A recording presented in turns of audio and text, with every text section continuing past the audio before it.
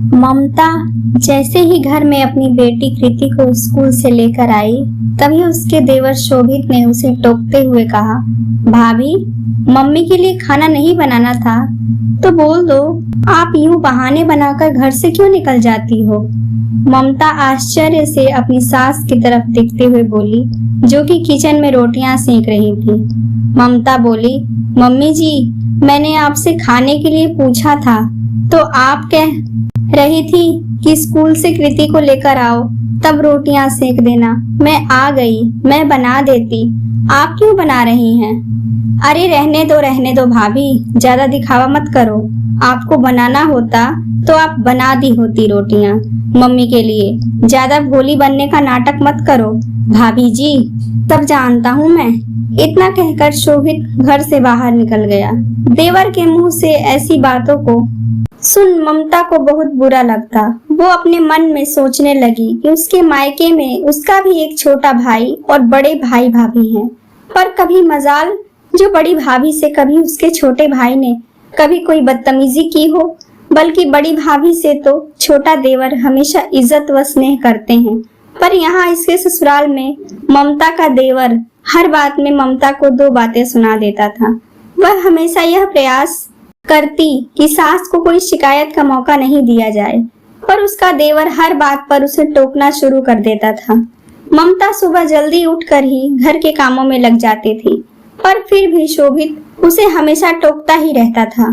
कभी बर्तन साफ नहीं धुले, कभी मायके फोन पर बात ज्यादा देर क्यों करती हैं, तो कभी कि आपसे ढंग का खाना नहीं बनता। कभी कभार 2 रोटी अगर सास बना लेती तो देवर कहता, भाभी कुछ तो शर्म करिए, आपके रहते माँ रोटी बना रही है, आपके रहते माँ घर में झाड़ू लगा रही है। ममता देवर की ऐसी बातें सुन बहुत उदास हो जाती थी।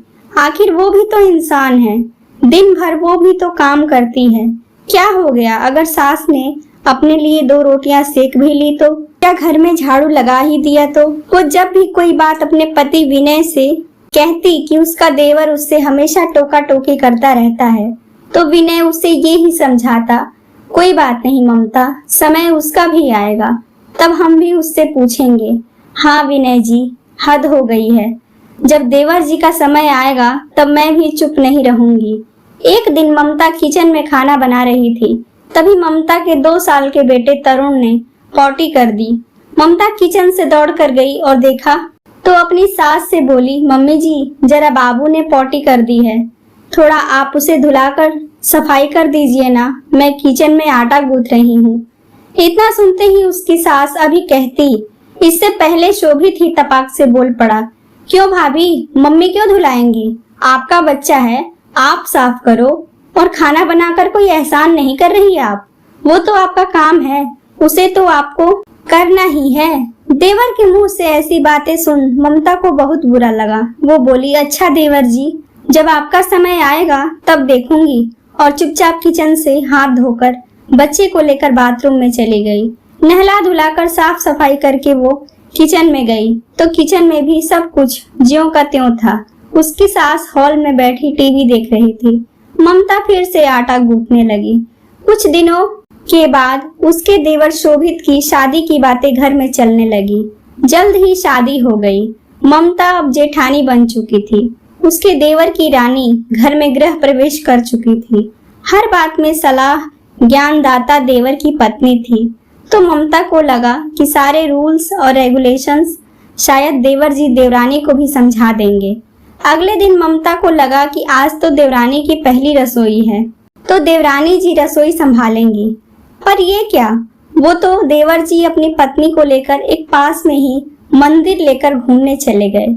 जब मंदिर से घूम कर आए तो ममता बोली, क्यों देवर जी, नारी धर्म का पाठ मुझे तो बहुत पढ़ाते थे, तो आज तो आपकी पत्नी की पहली रसोई थी, तो आज तो कुछ मीठा बनाती है, पर आप तो सुबह ही इन्हें लेकर घुमाने चले गए। अरे भाभी, एक बार चूल्हे चौके में लग गई तो सारी जिंदगी तो करना ही है, अभी इतनी भी क्या जल्दी है रसोई में लगने की। ये सुन ममता के पैरों तले जमीन खिसक गई।